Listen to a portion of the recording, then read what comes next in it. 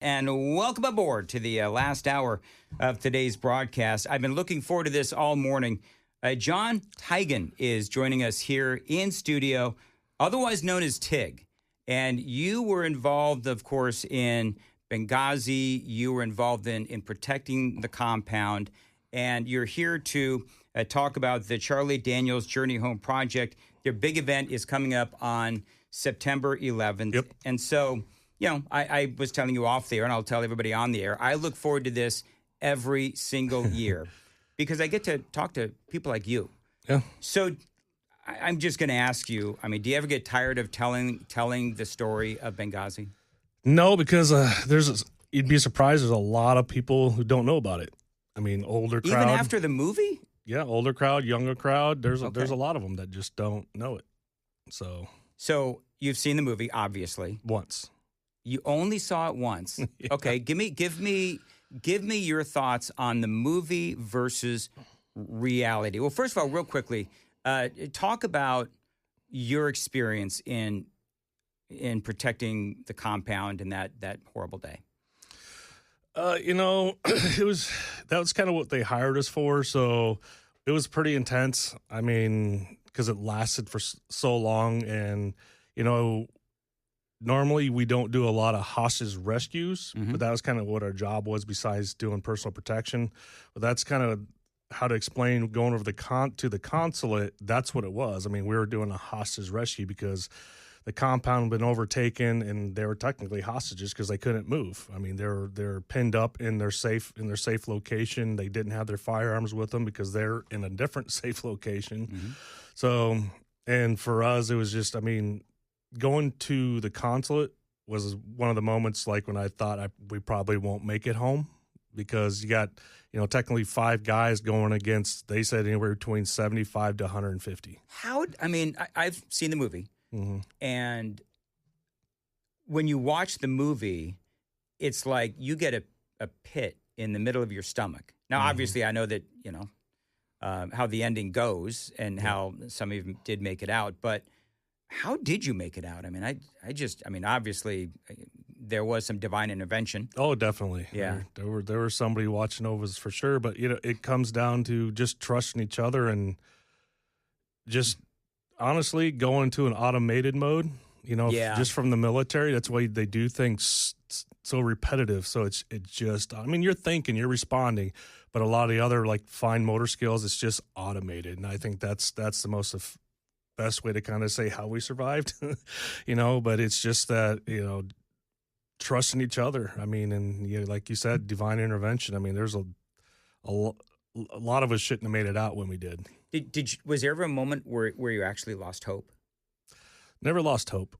No, except for maybe when the mortars came in, if they would have kept coming in, definitely, because we had no protection from mortars. Now we're going to be saying this thing all through the whole thing.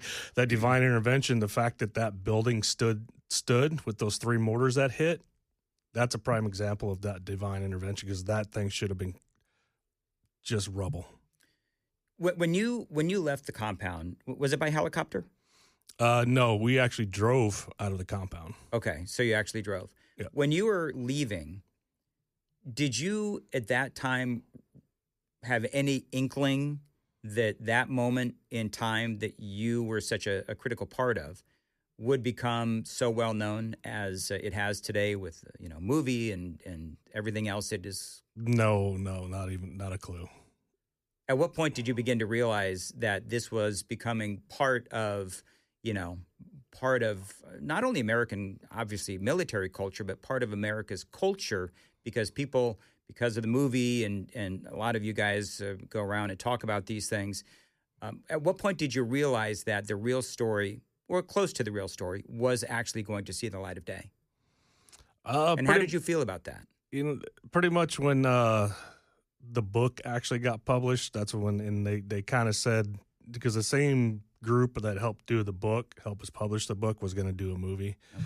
And so we kind of pretty much Oz and Tonto knew ahead of time. Yeah. Because initially I didn't even really want to do it. I was kind of hesitant, because I still liked working. I went back 2 more times after that night. Did you really? Yeah. That's what So a lot of us did. I mean, Oz and Tonto didn't. Myself, OD and Jack, we all went back to work. That's amazing to me. But it's what you guys do. Yeah. I mean, this is something that this is what you do for a living, and you live for it. I mean, is it the adrenaline? What is it that you put yourself in this incredible situation, and you decide you want to go back?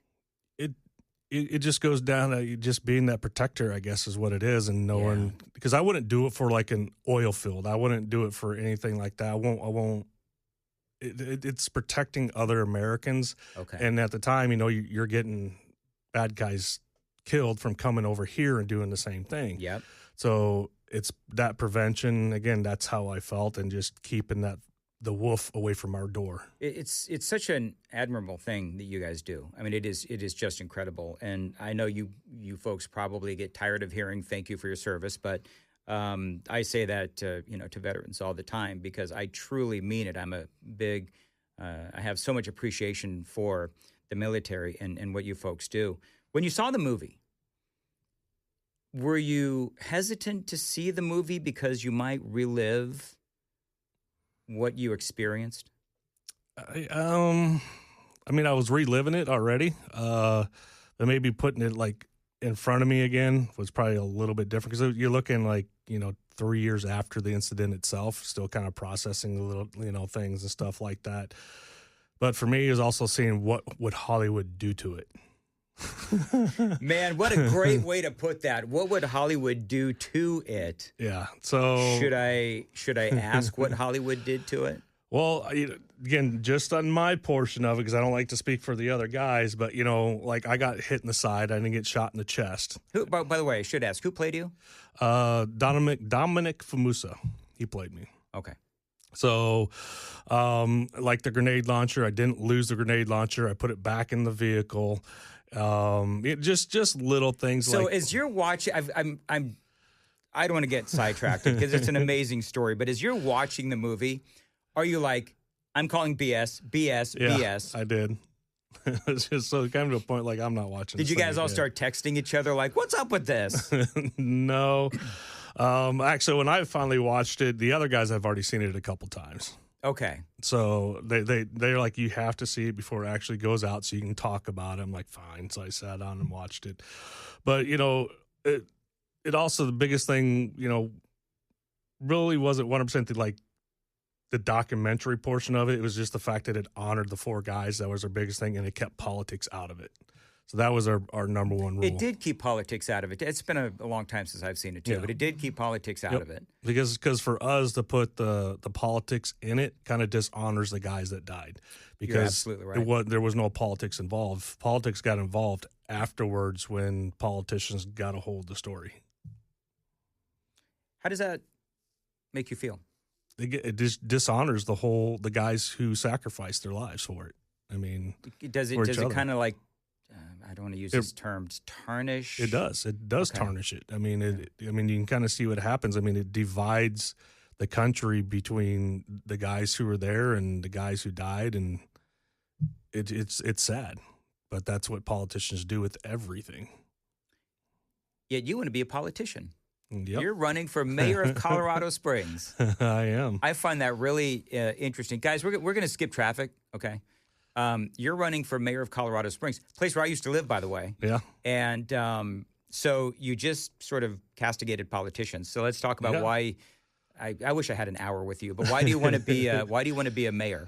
Well, it kind of started with the 2020, 2021, how the politicians and even law enforcement treated the public. I mean, we became a communist state, a country that... Talk about the lockdowns? Yeah, the lockdowns. Okay.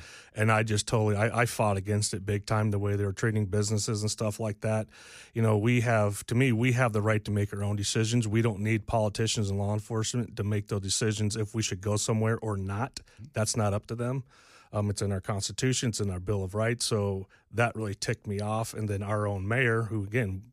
It's a bipartisan, but he was a Republican and stuff like that. And I just didn't like, even Republicans across the country, even Democrats, again, don't put us on lockdown. I can see you holding things up for a few weeks to figure out what something is, but after that, it's up to us if we want to go out and do things. If somebody's scared and you want to complain, don't come out. That part is on you, but everything else we should be allowed to do. So, obviously you become a politician, but I'm not there, to as a career, I guess, politician. If it's kind of to a point where if I get elected or when I get elected, I'll run again, but I'm not gonna go out and debate. You're pretty much, my debate is gonna be those 4 years that I'm in. If you like it, vote me in. If you don't, then then vote me out. I'm not gonna sit there and fight and try to I'm gonna do this now, I'm gonna do that. I'm gonna do everything that I can in the very beginning. I cannot imagine what your reaction was to Joe Biden's vaccine mandates, and drumming people out of the service if they didn't get the vaccine. I told everybody, again, don't join. Why would you join a service that you have leaders that don't protect you? That's what their leadership's job is. And I'm not talking about politicians are not leaders. Quit calling them leaders, for one. They're our servants, and we got to remind them that they're our servants. But anyways, it goes back to the military leadership weren't protecting their guys, which again, it's regardless if the president gives an order, if it's an unlawful order, which to me that was an unlawful order, they don't have to obey it. And that's where I go as a leader. You need to stand up. I mean, there was a couple officers that kind of stood up, and they got put out.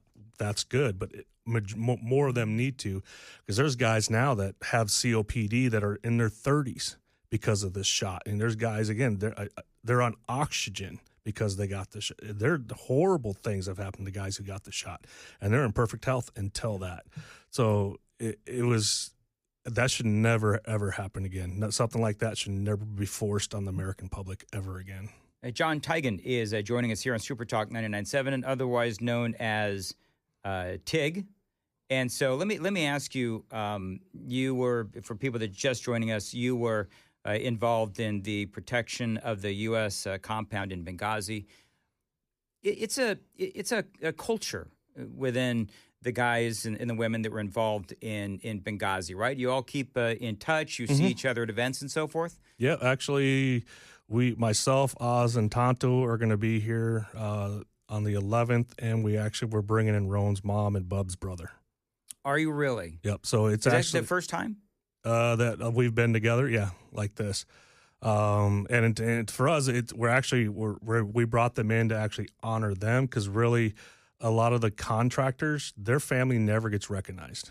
But a lot of, they're not Gold Star moms or families. They're not anything. They're just kind of off to the wind like little bastard children for the most part.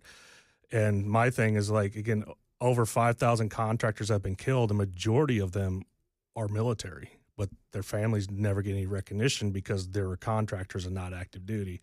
So when I brought that up with David Corlew and said, hey, why don't we bring the family in and just honor them? We don't need to be on. We've been honored quite a bit. Yeah. To me, this is a 13-year remembrance, 13 hours. So I just say, let's bring them in, because nobody's ever really done this for them. So this is not your first year with the Charlie Daniels Journey Home Project. Their big event every year, the Patriot Awards. This is not your first year. No, it's not. How many years? I've been a number of years, but how many? It's been quite a few years. They're amazing events, aren't they? Oh yeah, they are. I will tell you that when I do when I interviewed back in years past, when I would interview you guys, I got to tell you, man, it is really hard to keep a dry eye, because you have such incredible stories, and it's so heroic and patriotic as well. Talk a little bit about why people should, even if you're not, because I'm not a veteran, why should people go to the Patriot Awards dinner? I know that there's a few tickets available. Myself and Matt Murphy were both going to be there, our afternoon drive guy. But these are just incredible stories from incredible people. Oh, yeah, they are. I mean, if you've never been to one, even if it's not this one, other events, for one, it kind of opens your eyes to the reality of things versus what the news puts out there, even the secretary of the VA. The struggles that guys go through, and just their true stories of, because there's a lot of stories that you don't hear unless you go to these events, because they're not in books, they're not in movies, and there's some dudes out there, and even women that got some crazy freaking stories, and just the fundraising part of it, it kind of helps. It fills a gap that the VA really screws up. How's the VA doing these days? Is it serving you veterans better than they have in the past? Is it getting any better? I think it's getting better, but there's a ton of loopholes still. There's a ton of red tape that guys have to go through. I mean, it's a fight to get what you've pretty much earned. It's a travesty. It is. Absolute travesty. Like you have to use a secondary organization to get your benefits. Because if you don't know how to fill out the paperwork and put the right abbreviation, right words in, you won't get your benefits. It's stupid. It should not have to be that. It pretty much should be handed to you. Yeah. You should not have to fight for things. Especially after everything that guys like you and others went through. Yeah. The fact that you have to come back here and fight for these benefits and jump through a bunch of loopholes is just... To kind of give you an idea, I ran into a veteran at another event just before this one who he's paralyzed from the waist down. He's only 30% disabled from the VA. He should be 100% disabled. He's paralyzed from paralyzed from the waist down. And they only consider that 30%? Yeah. Okay, I've got to ask a dumb question. Maybe you know, maybe you don't know, but how can they only say that that's 30% disabled? I have no idea. Like, there's got to be some sort of a justification for that. It's their Common Core math, I guess they use. I don't know. I mean, his whole house is gonna have to be, probably already is because he's been like this for a while. But to me, it's like, again, it goes back to like you have to fight for everything that you've earned. I mean, he fell out. He was doing a fast rope and he fell out of the helicopter. It's just like, how in the hell can you only say it's 30%? That is a travesty. So that's the part that a lot of people don't know. So when you hear stories like that, and I say that's a travesty, and you got to talk to somebody. I mean, is there anybody listening in the federal government? And I know I'm a Trump supporter, but is there anybody listening to guys like you that say that people like him should be 100% covered? Probably not. That's appalling. That is just appalling. So, I mean, there's another veteran I'm trying to help named Kevin. And I wrote a song for him to help kind of raise money. But the VA put him in hospice. And his wife fought it because he had a stage 4 cancer from burn pits. But now, and the secretary of the VA is like, oh, no, everybody's doing good. Everybody's getting what they're – but, again, this is that loophole portion where finally now the VA's kind of giving him what he wants, and he's back home. He was in hospice almost 2 months ago, but now he's home because now the VA finally gave him the life-saving meds that he needed. It's sad. Yeah, it is. And, hopefully when you become the mayor of Colorado Springs, you'll have more pull to fix these things. Exactly. That's what I'm saying. When you're in that type of position, you should be fighting for everybody. Here's what you need to do. You need to become the mayor, then you go to Congress, and then maybe from there you can start impacting, at a national level.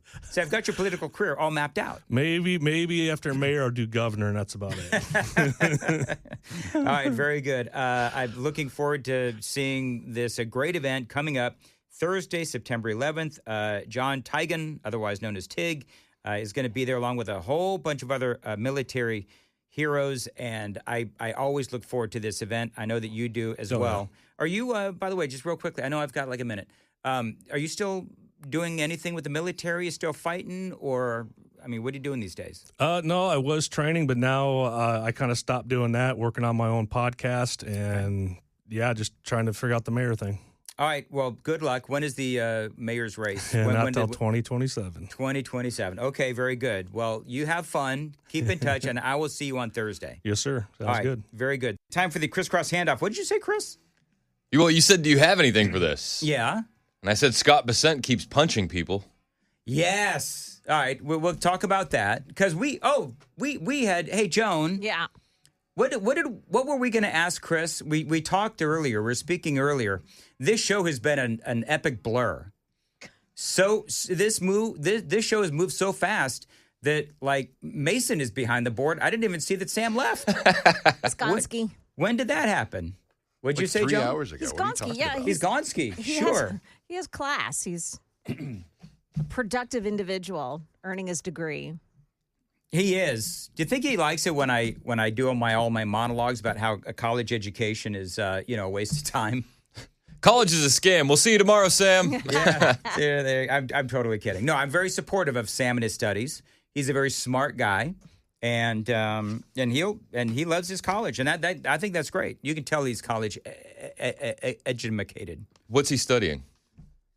School stuff. Perfect. I think he's studying to be a media. lawyer. He's not studying to be a lawyer. No. He's not. His parents are lawyers. Yeah, his parents are. He lawyers. is studying media, communications, all that kind of stuff. Yeah. So there you go. He gets the real education here with you every day. What not to do. That's right. I wasn't going that route. Just let the record show. I did. No, but obviously Mason. All right, Mason. All right, that's fine. Glad to be Got here this you morning. now, Dave. bud. It's all going to my report. Anyway, Good. Mason, thank you for coming in early. All right, I'll put so, in my 2 weeks in our next meeting. You're not allowed to do that. Why not? I'm just kidding. No, is I'm that, kidding. Hold on. It's Is, a joke. is that an inside joke? Yes, it is. Okay, that's an joke. inside joke. Okay, very good. We had somebody else, Joan. I don't know if you know, but somebody was called in for a meeting. No names. No names. Yeah. Somebody was called in for a meeting, and they just said, F it. I'm going to give my 2 weeks right now. Could be anybody. Could be anybody here. I think I already or know. not here. who Not it here. was. Yeah. Oh, my Lord. What Yeah, a they show. left a long time ago. Yes. Chris, all right, so you guys want to talk about Scott Bessent? Yes. So Joan doesn't believe that actually I happened. don't think it's true. Joan thinks it's bovine scatology, as Uncle But Phil used to say. we also heard that he was getting into it with Elon Musk, and then Yes. Elon had the black guy that got blamed on Stephen Miller. Right. That's what I said. Okay, here's the thing. But I think it might have been Scott Bessent now. Mason, I need you to Google, is Scott Bessent left-handed or right-handed? Ooh. Because Elon, Oh, yeah. was it It was this eye. It was his it right was eye. his right eye. So if I'm hitting somebody's right eye, I got to be left-handed. Yeah, maybe. But Maybe. mild-mannered Scott Bessent. I mean, I love the guy. Like, I think he's awesome. He is one of my faves. So, I think He's got a temper on him. he's got a temper on him. He is right-handed, though.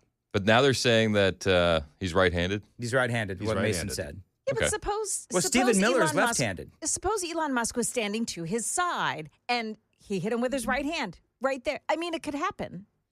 It I don't could. think that tells you anything. Should we practice on Mason? I would just trust Philly can't Joan reach that because she was raised on the streets.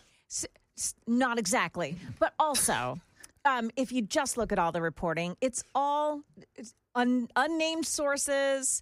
They're not citing There's like anyone in three or four. particular. There's 3 or 4 sources, Joan, and But and none of them Joan are named, And Joan, Dan. don't you believe Politico? Please, they're the worst of the worst. What? How about Daily Mail, Joan? Yeah, no.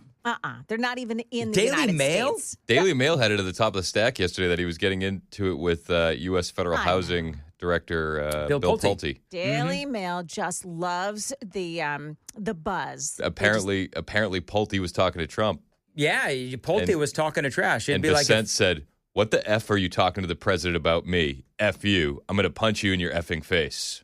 It's a lot of F's. that's a lot of Fs. And then Pulte wouldn't go outside. See, I don't believe Catch that me Pulte- outside. How about that? Yeah, exactly. He doesn't right. look like a guy that would be scared by that. Pulte? Yeah.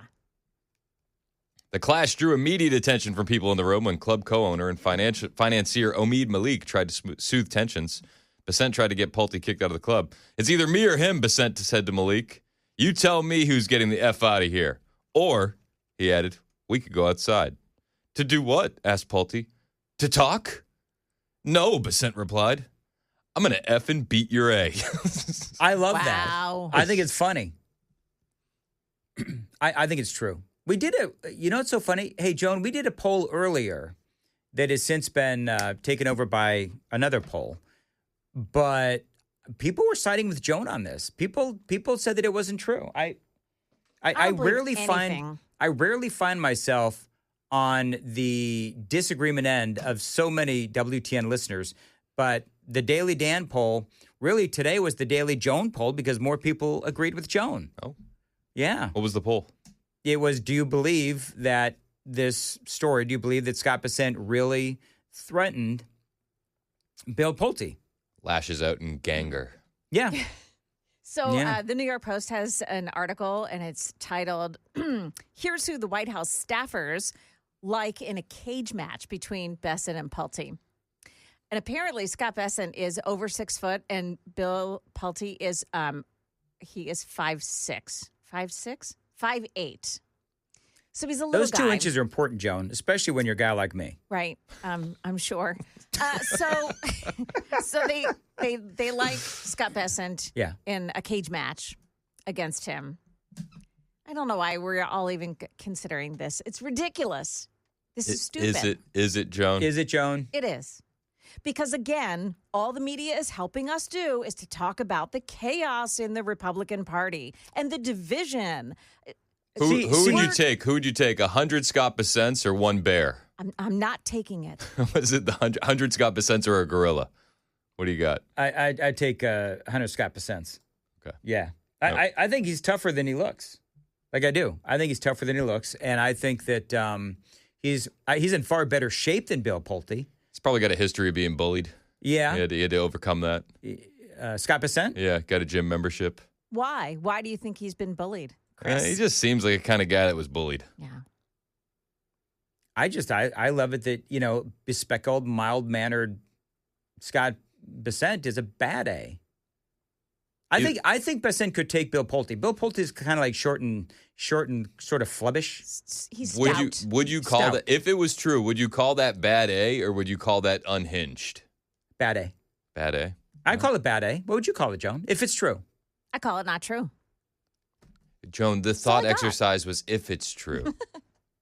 I like that Chris is throwing out thought exercise and this segment in the same sentence. It is. Did you see Greta Thunberg got bombed?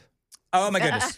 We did that. This is so funny. So let me grab the audio real quick because this is actually one of my favorite stories of the day because they got caught with their BS. You've heard the audio, obviously, Chris. I don't know if you have it. They are in the middle. Where exactly are they? They were outside of Tunisia. Yeah, it would appear. And just cruising along. Just cruising along. Delivering a bologna sandwich to a single bologna sandwich to the good people of Gaza. And fried bologna sandwich. Fried bologna sandwich. And they got hit by a bomb that was dropped by a drone. We've been hit by what appears to be a drone and the vessel's on fire. So funny. There's a fire in the front deck. We've been hit. We've been hit. Where's the fire extinguisher? Where's the fire extinguisher?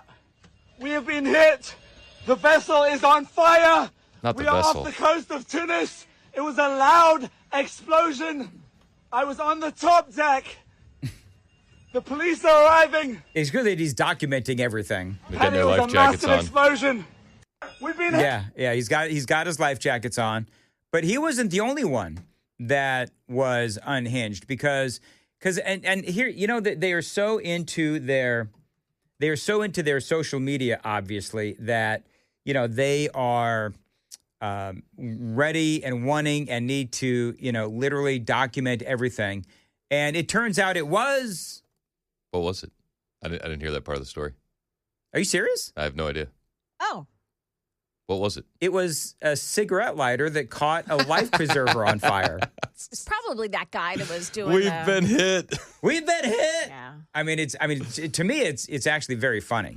Well, to be honest with you, I heard the first part of the story and I was like, all right, well, moving on. Oh, so you didn't know? I didn't even care. It's like you play stupid games, you win stupid prizes. See, you know what? Here's the funny thing: as much as people would love to drop a drone on Greta Thunberg, is it how do you say it? How dare you? Thunberg. Yeah. You got to remember, I don't care about her in any way, shape, or form. Like I never have, because I think that she's absolutely ridiculous. But what's funny is that when you hear the reaction to the cigarette lighting a life preserver on fire when they thought they had a bomb dropped on them, then it just makes this kind of audio even funnier. Hi everyone, Yasmin here. The family boat has been officially attacked. A drone came right above it, released a bomb, and it exploded, and the boat was on fire. Everyone on that boat is okay. The fire is out. They have bombed a boat once again with civilians on it. Yeah. Except that didn't happen. No, except it didn't happen. Yeah. I want to know if the fried bologna sandwich is okay. That's what I want to know. Are they going to be able to deliver It's a bit too fried now. that one fried bologna sandwich to feed the masses there? That's hilarious. Well, it's toast now. Oh, very good, See, Joan. it's on toast. You know what the funny thing is, though? They said that there was an explosion. Yeah. Well, if it was a cigarette that caught a life preserver on fire, that wouldn't explode, would it? Depends on the chemicals in the life preserver. Okay. Well, if they got bombed by a drone, that little thing that they flew, I think thing would be at the bottom already. It would look more like what happened to the Venezuelan narco terrorists. I would think. Yes, it would. It would be closer to that. Yeah. Big boom. Big boom. And then look, I don't want any harm to befall Greta Thunberg. Greta Thunberg. I feel bad for her, to be honest with you. Do you really? I think that she is severely autistic and was pushed towards climate change by her parents, and I think she got fixated on it, and now she's just a lost cause. Is she addicted to being followed? Do you know what I mean by that? I don't know. Like you got these people that the climate hoax is. Clearly they've been outed, right? The whole climate hoax. So now it's almost like she is looking for something else to glom onto. And obviously she's glomming on to supporting Hamas. But you always see this with left-wing ideology. This is what we saw after gay marriage was legalized. Then the left goes and gloms on to the transgender movement. Yeah. If you learn that what you're working for either isn't working or you got to move on, then you pick the next best thing. Whatever that might be. Whatever it is, whatever the flavor of the month is. I don't think anybody cares about Greta Thunberg anyway, do they? Like, does anybody care about her anymore? Like honestly? I mean, I realize the left, she's like a cultural some hero. Europeans that do care about her. I agree. Yeah? Yeah. How dare you? How dare you? We need that on a hotkey. I think we need do. to clip that and put it on a hotkey. I think it's buried somewhere on the hotkey is it? archives. All right. Very good. Got anything else? We're wrapping up. We're going to have Gino Bolso on the show today for another edition of Come At Me, Brah. Yeah? Yeah. He's going to play Come At Me, Bro? He's going to play Come At Me, Brah. Okay. So what does that mean? Like people call up people and they call just start... in and they just give him any question you want. Okay. You got to answer it. And he's got to answer it. He's got to answer it. What did he answer when they asked the question, what was it that you don't like about Donald Trump? I don't know. I missed that. Oh, shoot. I'll ask him on the air. Ask him on the air. I was driving around picking up Kennedy and bringing her to a friend's house during the debate. The only question I got was, what do you admire about the other candidates? Oh, yeah, I like that one. Did you? Well, I like that they posed it. Why? Just because they had to find something that was admirable. Yeah, but did they really? What did they say? I thought it was so cheesy. Not going to lie. I think that is one of the dumbest questions you can ask at a debate. There's 4 guys up here. Now we're going to go round robin on what we love about each other. And then we're going to take 15 minutes of what could be like really good constructive debate time to glaze each other. I think that's a waste. Could be. I like his suit. It's really nice. If I was a smart aleck, I'd say to Lee Reeves, I love your hair. Yeah. Because he's bald, Joan, like me. Well, but that's That'd be what funny. I mean. That would show like the Ronald Reagan sense of humor, right? Sure. So use it. Sure. Lee Reeves never has a bad hair day. Right. That's exactly right. Lee never has a bad hair day like the rest of us. I don't miss that, boy. Nobody did. They just said all these nice things about each other. Joan? I want blood in my debates. Name one thing you admire about Chris. About Chris? Mm-hmm. Don't do it. Don't do it. He's tempting you, and this is a waste of a segment. He's got nicer eyebrows than I do. Okay, Yeah. Here we go. Yeah. If a baseball stadium outfield were eyebrows, there would be Chris Had's eyebrows. Okay, thanks, That was Dan. so dumb. Thanks, guys. That was really bad.